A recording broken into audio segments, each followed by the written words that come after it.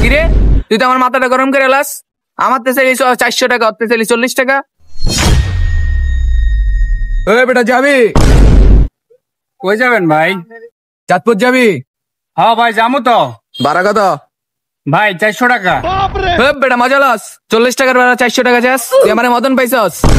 না ভাই 400 টাকাই ভাড়া, 400 টাকার ভাড়াই 400 টাকা চাইছি।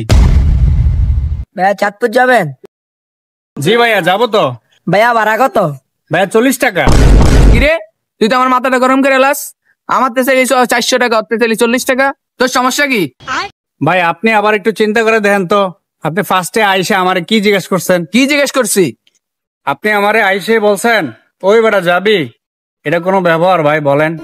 আর এই ভদ্রলোকটা আমার আইসা বলছে ভাইয়া যাবেন। ভাইয়া আপনি একবার চিন্তা করে দেখেন, আমরা অটোওয়ালা হইলে কি হয়েছে, আমরাও তো একটা মানুষ তাই না? আমাদেরও তো একটা সম্মান আছে। আপনি সুন্দর মতো বললেই তো হয় যে ভাইয়া চাঁদপুর যাবেন, তাহলেই তো আমি ন্যায্য ভাড়াটা চাই তাই না? আপনার সাথে এত তেড়ামি করার আমার কোনো ইচ্ছা নাই ভাই। সবারই সম্মান দিয়েন, এটাই আর কিছু না।